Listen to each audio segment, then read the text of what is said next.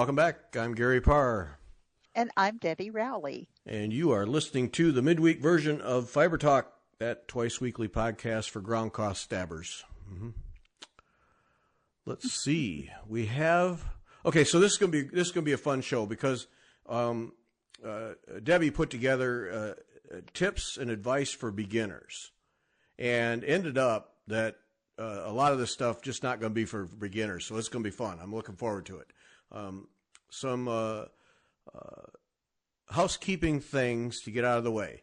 First is the Queen Sampler Project, which now is officially titled the Queen Sampler Project, sponsored by Sassy Jack Stitchery.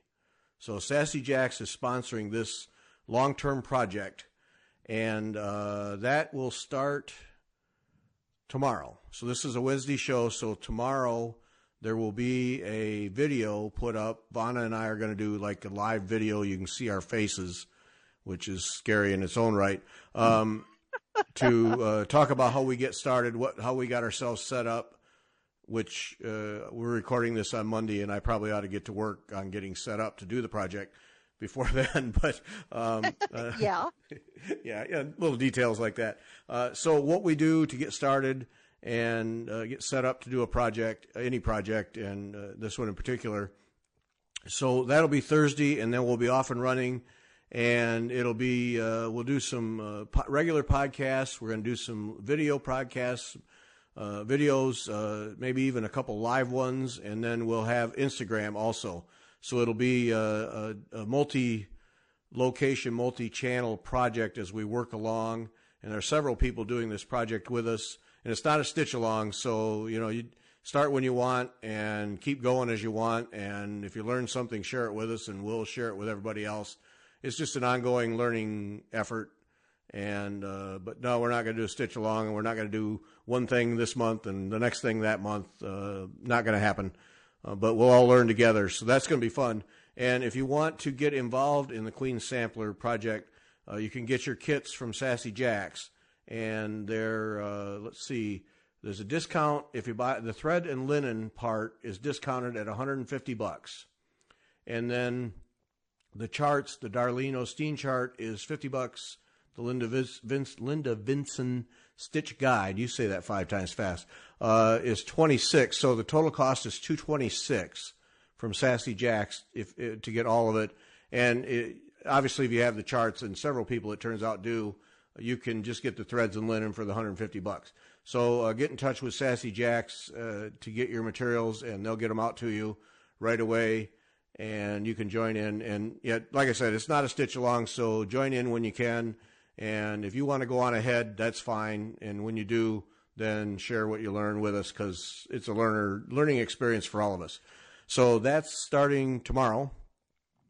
And then remind everybody that Fiber Talk needle minders are now available at wetalkfiber.com/shop. And they're $15, which includes postage, or $12.50 for 2 or more. And I need to send you one, Debbie, or I'll just bring it to you when you come to do the pilot class this. Okay, that'd be great. Yep. So, so that they're available, and the first batch has already been shipped out. Thanks to everybody who bought one. And Margaret and I had to learn about how to package these things up and get them shipped out. So. Yes, it's not just coming up the product. No, jeez, it's become.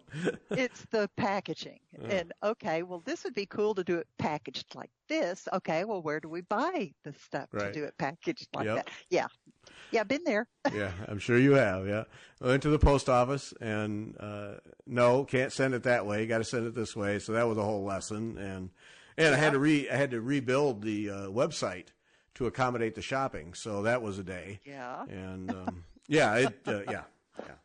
it was much more than coming up with the needle minders has actually become trivial now. Oh yeah, that's the easy part. That's nothing.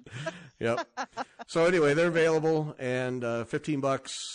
Just do the thing, and it's a PayPal, or use your credit card through PayPal, and we get it, and we send them out, and we're all set up now. Marga has a system, so we're getting them out.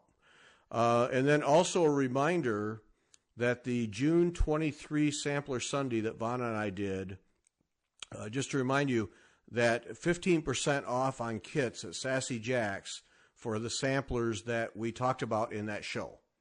So if you see one in there or you got interested in samplers because we were yakking about it, 15% off on a kit at Sassy Jack's. And you can get 15% off on the charts and linen threads, or 15% off on the linen threads if it's a chart that she doesn't have.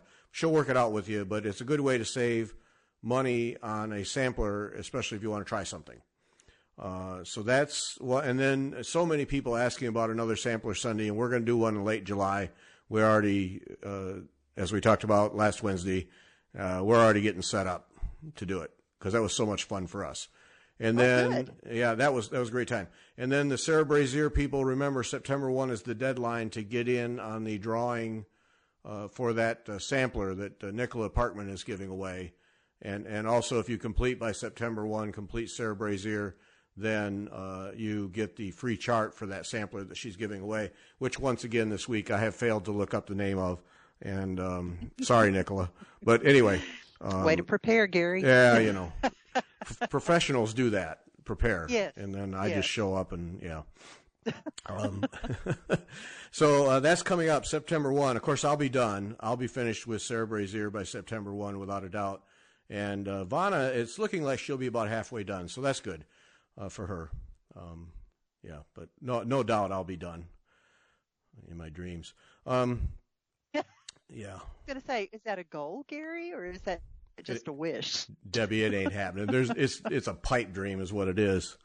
It's an absolute pipe dream. That thing is so big. It's so big. Yeah. Yeah. But it's beautiful. Okay, now if it was counted canvas work, I know. you could probably get it done by September the 1st because canvas work goes so much faster than cross stitches. Oh, I'd have two of your biggest ones done by now. Oh, yeah, absolutely. Easy. Easy. I'd have them done and waiting at the framer. Yeah. But that's right. Yeah. Silk on 40 count, linen 30 by 30. Yeah, that takes a minute. It takes a minute. Yeah, it takes a little bit of time. Yep. So just a reminder for that. So that's all the housekeeping stuff. Okay. We're done. So this advice for beginners. So Debbie was kind enough to put together a whole bunch of them. We'll not get them all done. I guarantee that. Are you saying that we have a tendency to run on when we're discussing things? Facts are facts. Well, there you go. That's the way it is. But this first one, and this embrace that. Yeah. When you sent this list, I was ready. I thought, well, it'll be interesting to see what you come up with. And then I'm reading these, and it applies to everyone. And it's these things that I think we just take for granted. Like your first one is find a project that you love. And yes. And I think I was glad that was number one because it's so key. Well, it is. It's absolutely essential because it's a hobby. It's a pastime. It's not work. It shouldn't be work. Okay. And I talk to a lot of people who, well, I've got to get this thing finished. And I don't like it. And I don't want to stitch on it, but I've got a deadline. It's got to be for this occasion or that thing or whatever. And I have had to stitch things myself that I was not really crazy about it. My own designs. Okay. But if it was yellow, I just have to force myself to stitch yellow. I just grit my teeth and get through it. And so my advice to anybody who is wanting to start stitching is find something that you love that, every time you look at the picture, you're just like, oh, I can't wait to do this. I can't wait to do this. I love this. I love the colors. I love the shape. I love the technique or the textures or whatever. And it doesn't matter if you think, oh, well, I'm just a beginner. I can't do that. Well, I have beginners in my classes all the time. Okay. Yep. And we're doing some complex things in my class. I teach them how to do it, but they're motivated to learn because they love the project. Mm-hmm. Yep. And that motivation is key. And if you don't love what you're wanting to work on, you won't do it. Right. Well, and that's the one thing that I get. This isn't going to come out right, but I really get tired of hearing is that that's too hard for me, or that's too complex, or that's too advanced. Just do it. Just dig in and do it. That's right. heaven and earth designs, which are absolutely stunning, that are usually based on artwork and things like that. They're all done one stitch at a time. Now, granted, it's millions of stitches, but it's just one stitch at a time. There is that. And, I tell everybody, it's one stitch at a time. You can't do more than one stitch at a time. Yep. And even, some really complex stitches, you bring the needle up at 1, the needle goes down at 2, and you do that repeatedly until you have finished the stitch. Yep. Yeah. That's just it. Well, that's with the Queen Sampler. I mean, I'll admit that's a very complex, very involved thing, but not at one stitch at a time. It just plug your way through it, and there's the learning factor. You're learning something new. You're expanding your horizons. You're learning a new way to place and manipulate thread. You're working with a different thread in a lot of instances. Part of the fun to me. And if you mess it up, you take it out and do it again. And, I hear several, I hear this a lot. Well, I need to start with something easy. Well, not if something easy doesn't appeal to you. Yeah, it's not like it's a rite of passage or anything. No. You don't have to do so many of these before you can do this, and then before you can do that. I mean, pick out a piece that you love and go for it. Yeah, you're exactly right.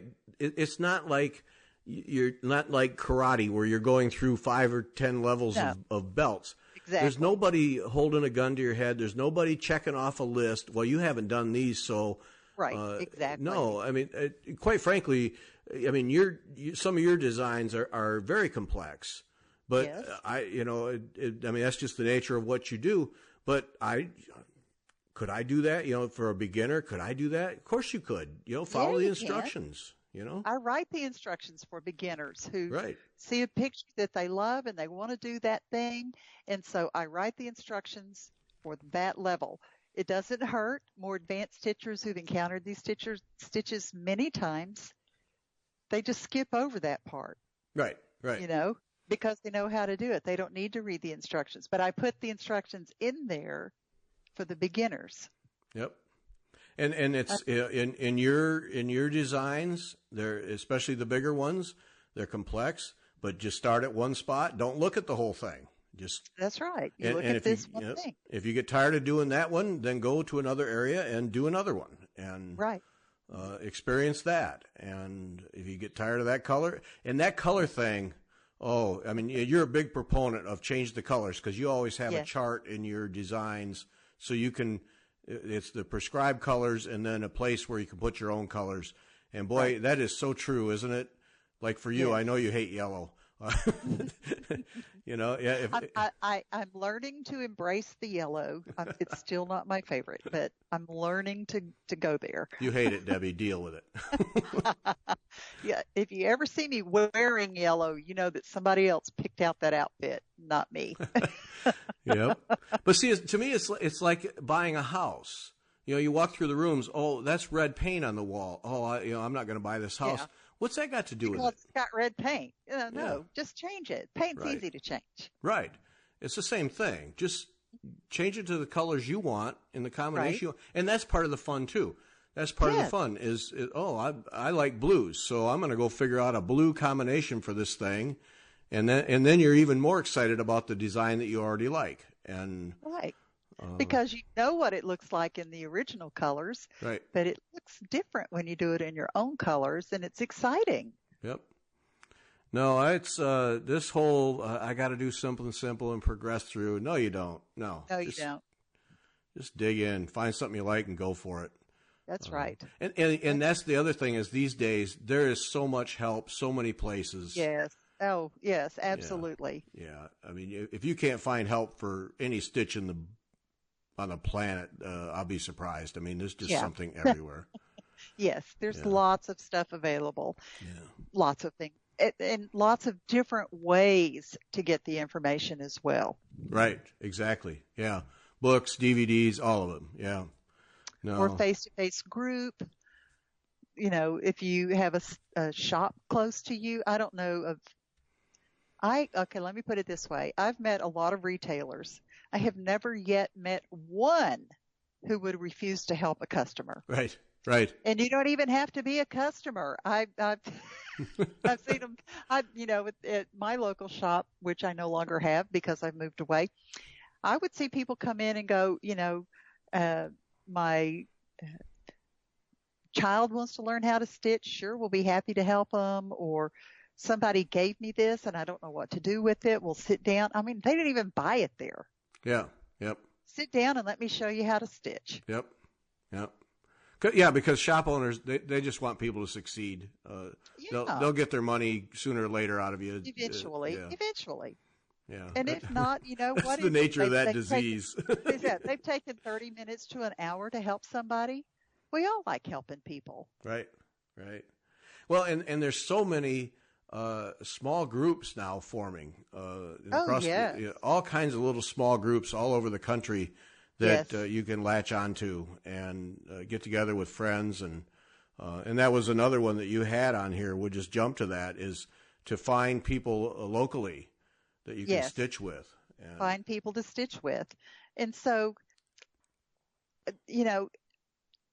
there are Instagram stitch clubs forming in a lot of different cities.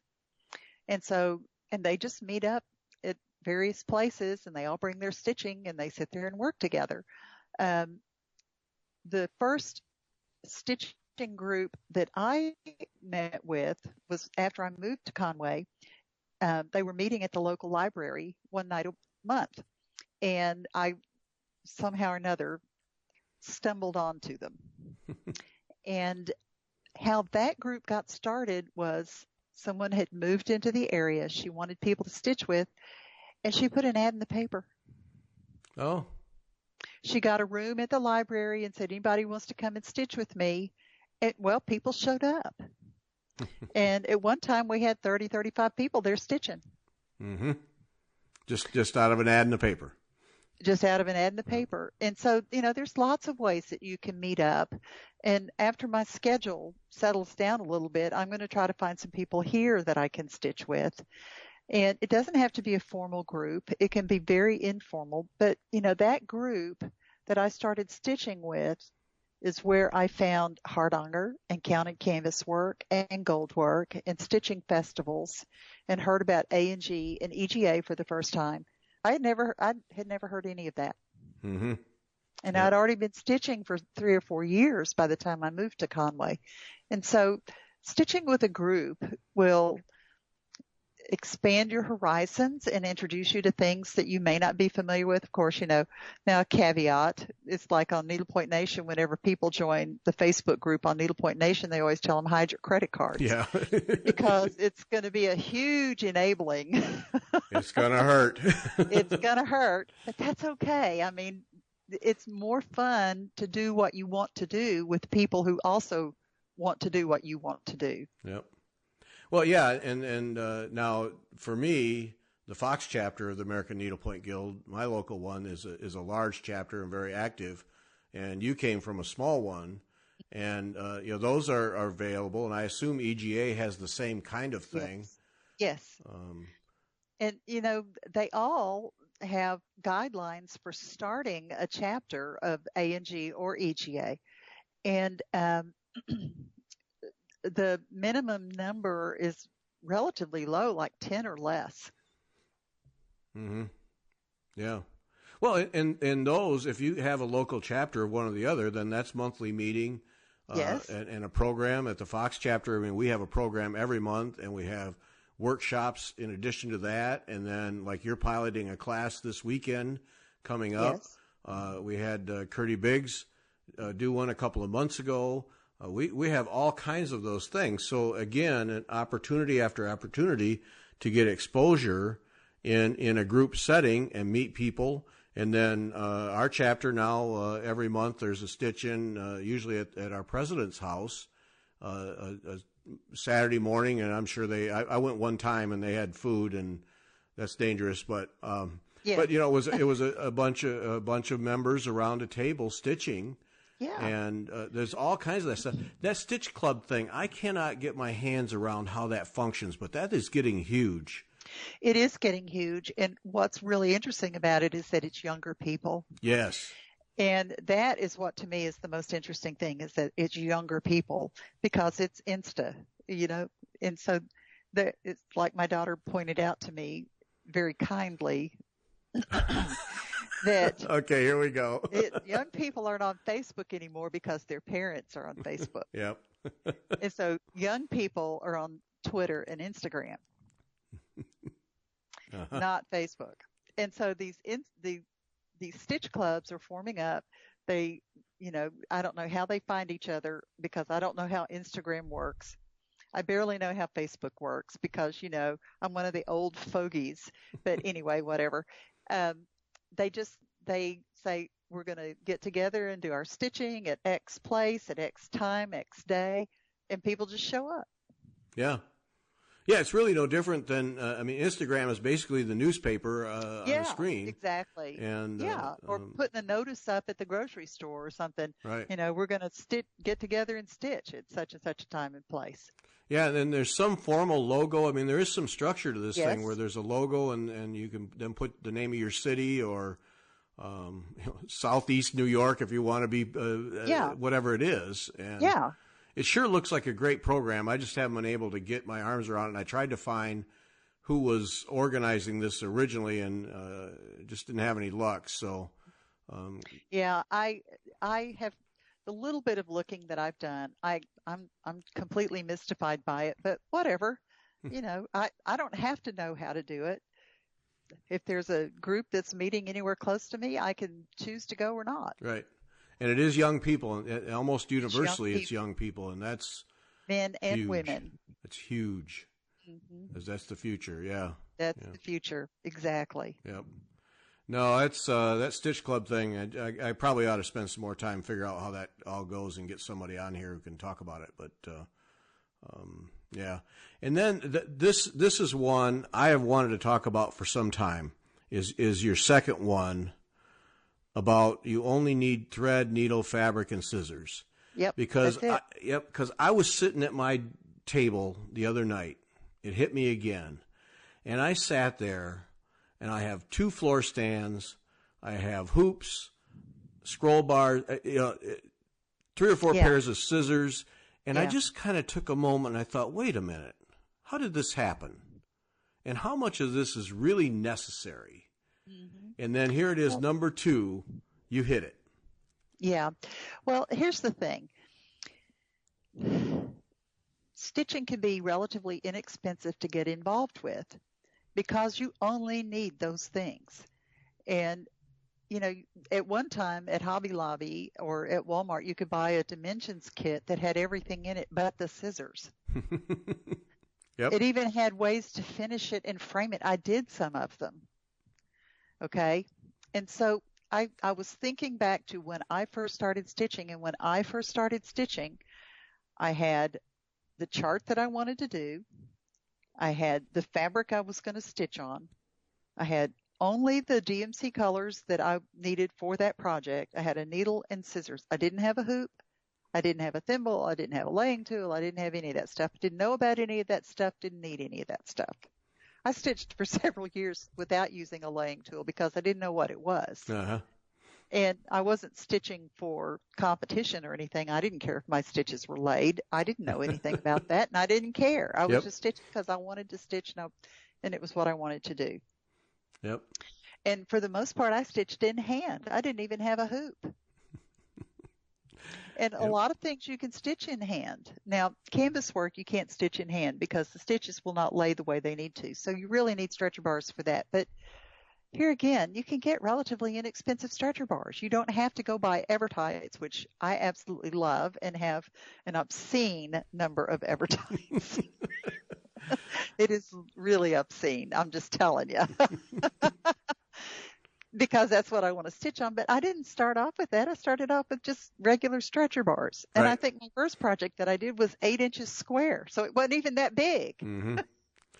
Yeah. Well, and that's the thing. And that's why I was so glad to see that on your list, because I think that we make the hobby look intimidating. Yes. And It doesn't have to be. It really, I mean, the original stitching was done in hand by candlelight. So, yes, exactly. And, the thing is, all of the gadgets and tools that we have make it easier. They all serve a function. They're not just, throwing money after something because it's shiny or pretty. They all have a function. But you don't need to know that when you first get started. Right. Right. And it does a bit of a disservice, I think, in that, you need this and that and the other thing. No, you don't. You need those 4 things. Mm-hmm. And needle, thread, ground cloth, and scissors. Scissors. Yep. Mm-hmm. That's all you need. And you don't need fancy scissors. I mean, how many people use a small razor blade or a toenail clipper? Yep, on an airplane. Yeah. Yeah, exactly. Yeah, all you need is something that'll cut the end off on the back side. That's all you need. And that's it. Yep. And you don't need a whole bunch of bobbins and things to hold your threads. Nope. You don't need magnifier and light. All those things are nice and they're fun and they add to it, and it's part of it. But yeah, it's very basics. You can do some beautiful, beautiful work, and there's a lot of people who still do absolutely beautiful work without all that. A lot of them. Yes. Yeah. No, you can find, particularly cross stitchers, you can find everywhere, just stitching in hand or stitching with a hoop. Needle pointers, just put it on a stretcher, cheap stretcher bars. They aren't expensive. Just tack them down and have at it. When you think about it, cross stitch or surface embroidery is relatively inexpensive to get into. Right. For $20, or maybe even for 10, I could have you stitching. Mm-hmm. Yep. And for people who don't have a lot of disposable income, I think it's important to remember that, yes, it would be lovely to have a slate frame or a gazelle or, a system 4 or, a daylight lamp and all that. It'd be lovely to have all those things, but you don't need them to stitch. Nope. And I think one of the beautiful things of the hobby is if you don't show up with all that gear, if you don't need a small trailer to haul your gear to an event, you're not looked down upon. No. That's one of the cool things is just show up with your hoop and your needle and thread and scissors in your purse and you're fine. Yeah, we're good. Yep. No, that's it. Just that one really just hit me where we just we get out of control. We quite frankly get out of control. We do. And, we do. Especially. I'm guilty. I'm not. The first time I went to a stitching festival and I saw everything laid out, I was like gobsmacked that I'd never seen so much stuff in one place in all of these different things that had all these different functions. And of course I wanted to have one of everything. So the first stitching festival that I went to, I did not take a checkbook or a credit card. I only took cash because I didn't want to exceed the family budget and I couldn't have. I rolled back into my driveway. At the end of that thing, I had 20 cents in my purse because I spent it all. Yep. And, and it's real easy to be overwhelmed if you get to go to a needlework store or, merchandise night or, lots of different places. It's real easy to be overwhelmed. Yeah. Well, and to think I've got to have one of everything, and you don't. Right. And it's real easy, overwhelmed, and get caught up in the fever. Yes. That's something that is so easy to do. And that gets back to that first one. Do what you like. If ever, like you said, if everyone is stitching a sampler, that doesn't mean you have to if you don't like them. That's right. Find something else. You're still with friends stitching. It doesn't matter. Yeah. And I am almost exclusively doing canvas work now. I will occasionally do some hard honor, but I don't have any problem if everybody else around me is stitching, cross stitching. Usually they're relatively interested in what I'm doing because I'm stitching with threads they haven't seen, stitches they haven't seen, and techniques they haven't seen. and I'm more than happy to share. But if nobody asks a single question, I'm good with that too. Yep. Because I'm stitching. Right. Well, and that's part of it too. If you show up at a cross stitch group doing hardanger, you just exposed a whole bunch of people to something new. Exactly. Yeah. And that just helps. That expands the horizons. And of course, that's what we try to do here with Fiber Talk, is all kinds of techniques so that people, and I've heard from many people, how they've learned about something they didn't know about just by listening to a podcast. Right. Give it a try. Looking at the pretty pictures that you're so happy to share with us. Yeah. Give it a try. Spend more money. No. Yeah. Well, and this doesn't pertain to new stitchers, but for people who've been stitching for a while, I hear frequently, I've lost my mojo. I'm just not interested, blah, blah. Well, the thing to do is to try a different technique. Mm-hmm. Yep. Just go out on a limb, see what happens. Yeah. I mean, what's the worst? I mean, so let's say you decide to try to teach yourself to do hardanger, which I taught myself how to do hardanger, so it can be done. I know it can be done because I did it.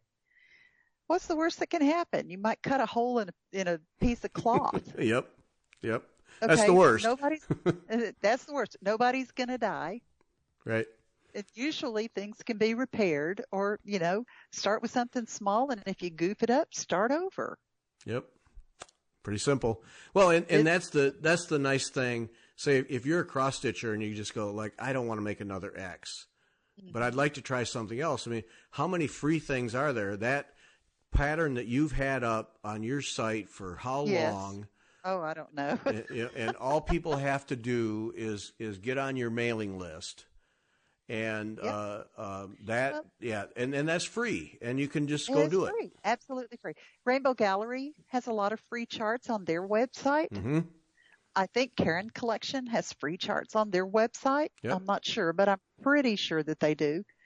Kreinik may have some free charts. I don't know. And a lot of designers have free charts. Yeah, it's really quite common. And that one that you have on yours. Now, I grabbed that because I liked the way it looked, and I took that and stitched it up for our daughter-in-law and had it put in a little jewelry box. Right. And absolutely beautiful, and it was like 4x4, several stitches. Yeah, several stitches, different types of stitches, different types of threads, and it was a fun thing to do, and I think half of the threads I had. So cost was trivial, and got a beautiful piece out of it. And they're all over, and they're all over for just about every technique. I think just about any technique you can try. Mary Corbett, oh geez, there's so many free things she's put up. Yes. Oh geez, you can do embroidery till your fingers fall off, all with free charts from Mary Corbett and instructions. Exactly. And No, it's that's the other thing. So I mean, the whole point is that anything you want to do with needle and thread, the barrier to entry is so low that it's almost ridiculous. Mm-hmm. And because what's a skein of DMC costing these days? Oh, I don't know. I don't know either. But I remember when I could get 10 for $1. Of course, they're no longer 10 for $1. No, they're not. But if you have Arlene Cohen skills, you can go to Joann's at the right time, and get those things for 30, 40 cents a skein. I mean, you can get four different projects for $5. Yeah. So that's nothing.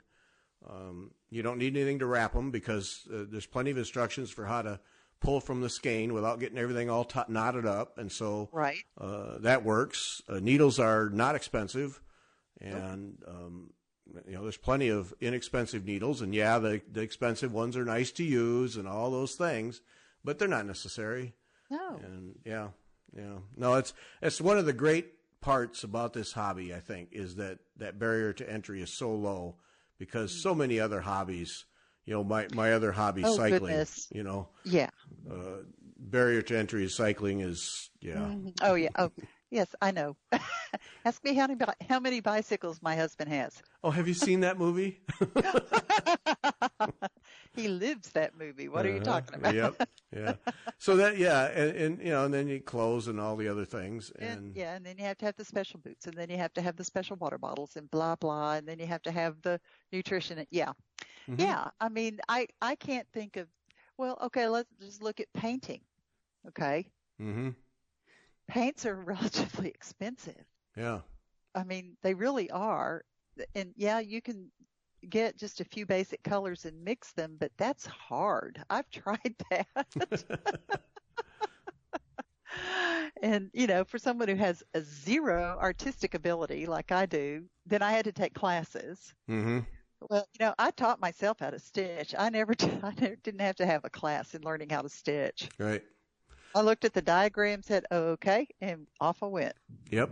And that's just it. Yeah, you don't need to take classes. A lot of fun. You learn a lot at taking classes, but you can teach yourself. There's plenty of things, and like you said, decent set of instructions. If you can Yeah. read, you're good. Yep. Actually, you don't even have to read, do you? Well, yeah, see, that was my third point, was to read through all of the instructions okay. before you start. Just so Okay, you you know have to where you're read. going. Yeah, you don't have to study them, but you do need to have some kind of an idea. Oh, I need to, like if you were cross stitching, I need to cross stitch and then back stitch, hmm not back stitch and then cross stitch, because it doesn't work out. It's easier to do the back stitch after you've done the cross stitch. And so, it just helps to kind of scan ahead, because it does happen on occasion Yes. where everything needed for the design is not listed on the back. hmm Yep. Yep. It does happen. I mean, it's happened to me. I try really hard for it not to happen to me, but it does happen. And so if you kind of read ahead and go, oh, okay, when I get to this point, I'm going to need this and I don't have this, so I might ought to go ahead and get it. hmm So Yep. that when I'm ready for it, I'll have it. Yep. No, I had that experience with the Queen Sampler because I sat down and read the instructions, and I do it most of the time, but this time that's so complex that I went through every page and read everything, and discovered that for the whitework section, and I did not see it, probably overlooked it, but did not see it on the thread list, that there's a thread that Linda Vinson and Darlene Osteen used for the whitework that is basically a tatting thread, and I don't have any of that. And so that was an example of the very thing you described, where reading the instructions, oh, I need to get some of that thread. I better order it up because it's a third of the chart. So, Or, there might be a place where the instruction is to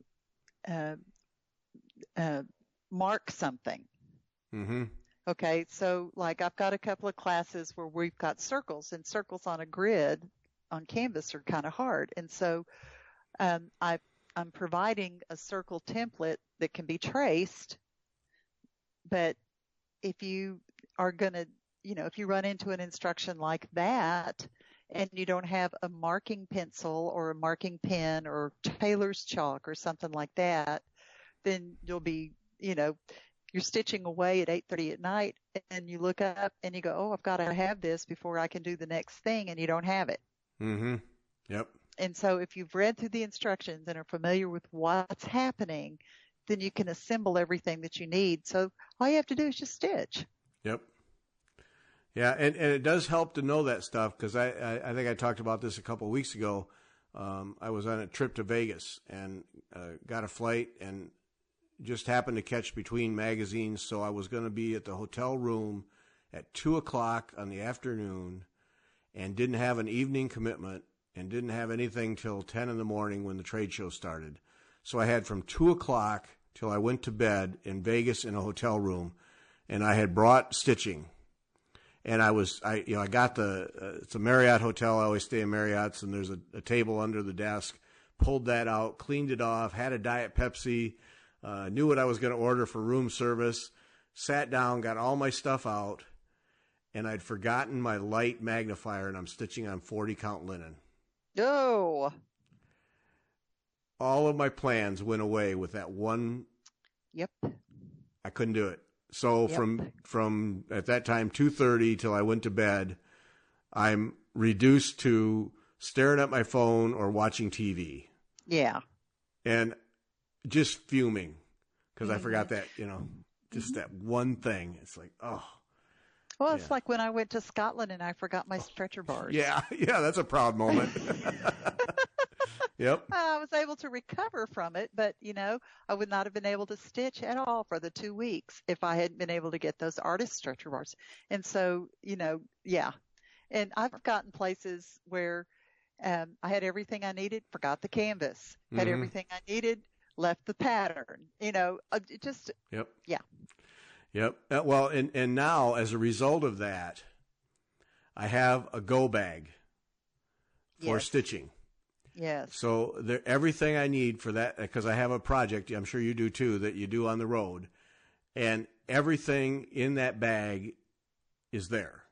I made arrangements so that the scissors are there, needles, everything. I can just grab that bag and walk out the door and good to go. I don't have to go through any checklist because, that's really what I should have done was had a checklist, but I took care of that. Nope. There's the bag. It sits over there. Anytime I want to go somewhere and there might be a chance I can stitch, that bag comes with me and I know I got everything. And right. Yep. Yeah. No, we had a family thing here a couple of weeks ago, and it was the younger kids who all now have little kids wanted to get together, family get together, and go to a water park so the kids could play in the water park and everything. And then those in the older generation went so we could have dinner, and everybody was together and so on and so forth. And as we're getting in the car, I grabbed my go bag, and Marga said, "You're going to stitch?"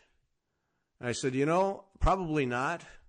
But if we get into one of those 2-hour sessions where all you people from where her family grew up, it's her end of the family, where you guys are talking about all the history of the town and what you did and so on and so forth, and I'm supposed to pay attention, I said, the needlework's coming out. Yeah. And I'll sit there and listen, but I'm not going to sit there and it's coming out. She's okay. But and it didn't happen, and I didn't stitch, but by golly, I had it with me, and yes, yep, and knew that I had everything I needed, including needles, and that's yeah. How many women have posted, I got somewhere and didn't have any needles? Didn't have a needle, yeah. Well, and I would rather have my stitching with me and not have opportunity to stitch, right? Than have opportunity to stitch and not have it with me. Yep. I could take it and it never comes out, and that's fine. But man, I don't want to be sitting there twiddling my thumbs, bored to death. Yep. Not that Marga's family would be boring, okay, but I've got family too. And my family is so used to seeing me stitch that nobody thinks anything of it. Yeah. No, and they're not, but quite frankly, the history of everybody they know in the little town they grew up in, I lose interest after a while. I really do. So, who married who and who had this kid and whatever. I was ready. Didn't get to do it, but I was ready. Yep. And that brings up one of the other points that I made was to have all of your stuff together. Because when I first started stitching, I had my project, my scissors, needle, threads, and everything all in a little basket. Okay, I didn't have a stitching stand. I didn't have any of that other thing. On my way out the door, I could grab the basket because, when you've got kids, you're sitting in the car waiting for them at soccer practice. Yep. Or at the doctor's office or in the school pickup line. Mm-hmm. And if I had everything together, ready to go, I could get a few stitches in 5 or 10 minutes. And it's amazing how much you can get done in just 5 or 10 minutes. Yep. But I didn't have to get anything out. I knew exactly where it was. It was all nice, gathered together, in a little basket. It wasn't even a project bag at that point because I didn't know project bags existed. I have since learned that I threw away project bags when I moved. I still have enough for, I don't know, probably Fox chapter to everybody have their own project bag. But, the point is that I had it ready to go. And if I had 10 minutes, I could stitch. Yep. Oh yeah, look at the mom time as your kids are growing up, where you're just sitting, waiting. Yeah. Yep. Look at, add all that time up and look what you could get in. Stitching. Oh yeah. Oh man. Whoa. Because I just look at the dad time. Yeah. Holy smokes. Well, and most of my stitching time came after the kids were in bed at night. Mm-hmm. But the instant they were in bed, we read had the bath, read the story, kiss, good night prayers, done. My project was right there ready to go. I didn't have to hunt anything up, didn't have to get anything out. I could immediately sit down and start stitching, and I could usually stitch an hour to an hour and a half every evening before I went to bed. Mm-hmm. And you can get a lot done in that time. Right. All these people that say, "Oh, I just don't have time to stitch." Yeah, you do. Yeah. Yeah, you do. And as your kids get older and you're waiting for them all the time, that's a lot of time you can do it. I think of things like sports.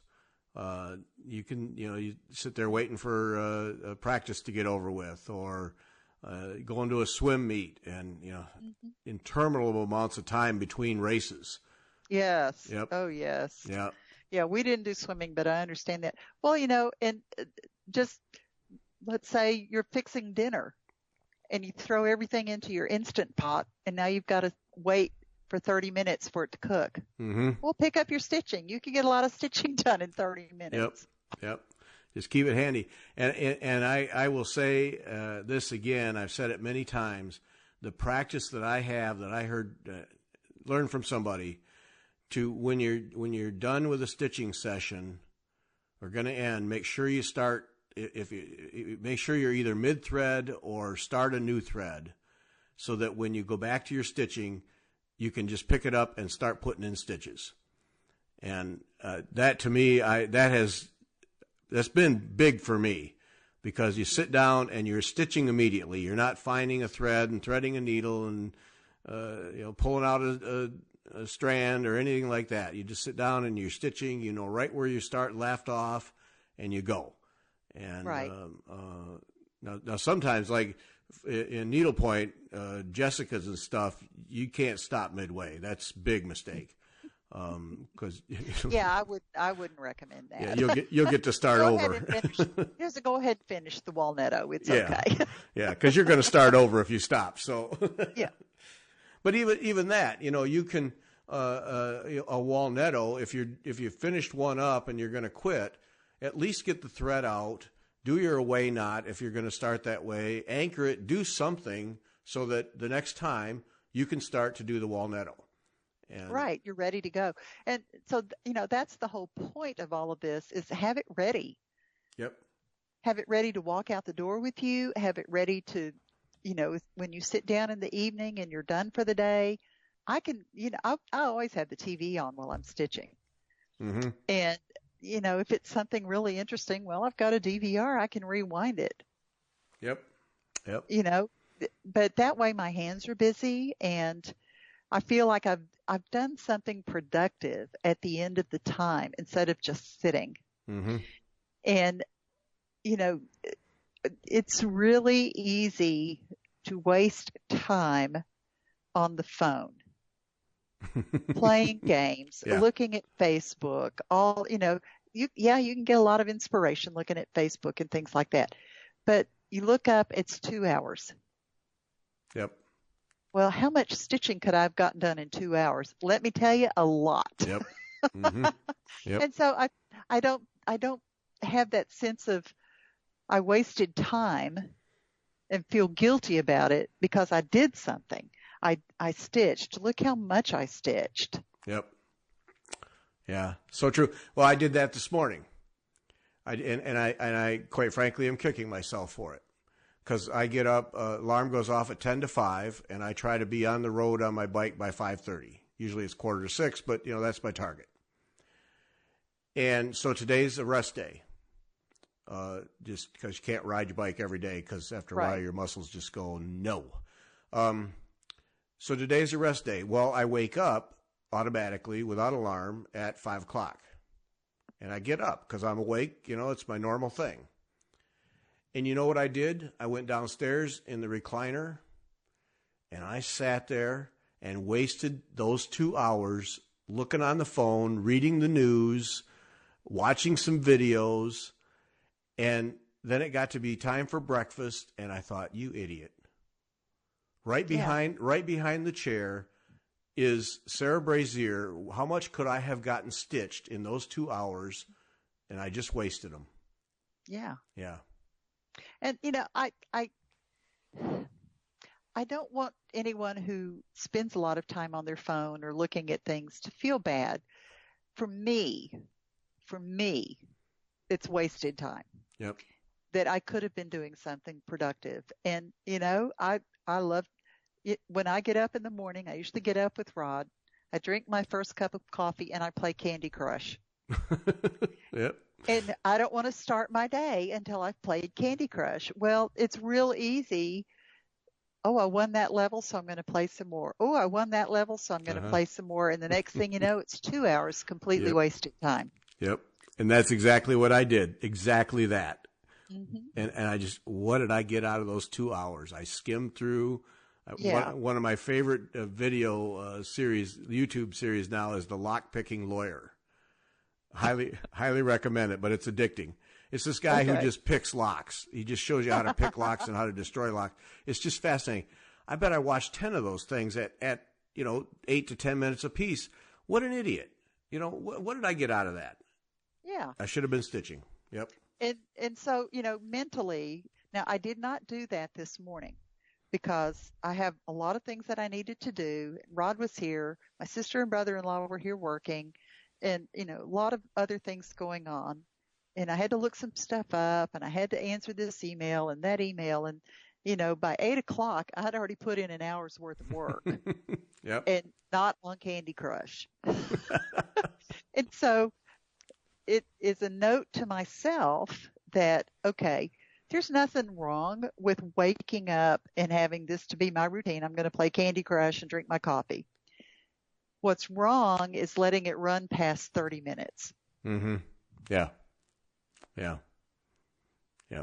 A little of that, and then get on to something that's productive. Yeah. You know, in that way, now it's time to get up and go to work. And if I get all of my work done, well, then in the evening, if I want to, I can play Candy Crush again, or I can stitch. Mm-hmm. I think I'd rather stitch, but anyway, whatever. Yep. Oh yeah, no, it's and there's a little bit of discipline, but you know, Vanna has had that when she started at Lent, and and I have so admired that, and was thinking, oh, wouldn't that be lovely? I could get up. Well, see, but my house isn't quiet at 5 o'clock in the morning. It's not quiet. Yeah. And we feed the dogs at 6, but if you get up at 5, they think it's 6. Mm-hmm. And they nag until they've had their breakfast. Mm-hmm. And then they have to go outside, and then they have to come back inside, and you know, and it's not quiet. Yeah. Vanna's just got the cats, so yeah, because all her teenage kids are sleeping. I guarantee you that. Oh yeah, yeah. Teenagers are not going to get up until the very last nanosecond for them to brush their teeth and make the school bus. That's right. But see, and I don't even have a dog excuse because we got no pets, no kids. And this morning was one, oh, you got to be kidding me. I sat here for 2 hours, absolutely peaceful, little breeze coming in the window at 60 degrees. Oh, I wasted it all. I literally wasted it. Yep. Yeah. And tomorrow I'll be back on the bike, so, I won't have that. But the next rest day, it's going to be different. Yeah. It's going to be different. So, all right, Debbie. I think that's going to be it. Okay. We have some more. We got some more. Yes, we have some more. And I would encourage your listeners, if they have any advice, to let us know, and we'll pound that to death too. That's right, because we can. Because we will.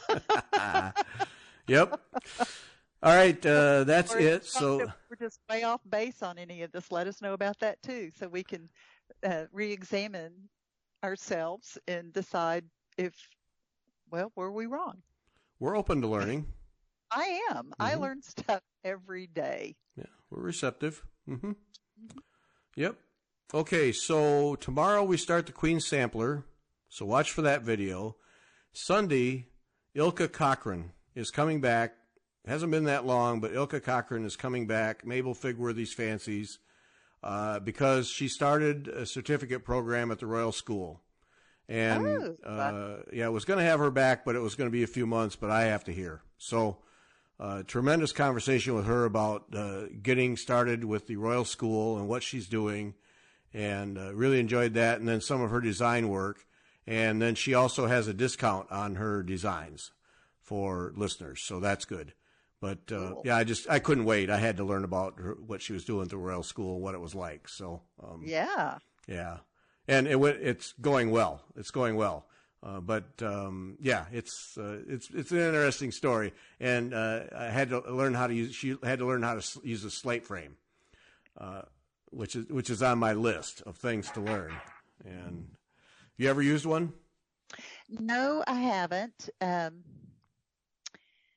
I have done some setup similar to a slate frame, where you lace the edges and then tighten it all, and I've done something similar to that for some classes. But you know what? Evertights work great. Yeah, exactly. Tax and Evertights, you're good to go. Yeah. Yeah, I'm good to go. That's not. I wouldn't be opposed to learning how to use a slate frame. Yeah, I wouldn't either. I would like to own one and learn how to use it. I think because she talks about in there doing surface embroidery, and you know how a lot of times if you do surface embroidery and then you release it from the hoop, you'll get some puckering. Yes. Just here and there. She said none of that with a slate frame. Wow. It came off perfect. Wonderful. No, well, I'd be interested to hear about that. That's worth a lot right there. Yeah. Yeah. So, I got to find a slate frame that's either got to find a slate frame that's affordable, or I got to find a really good woodworker, one or the other. Yeah. Yeah. Mm-hmm.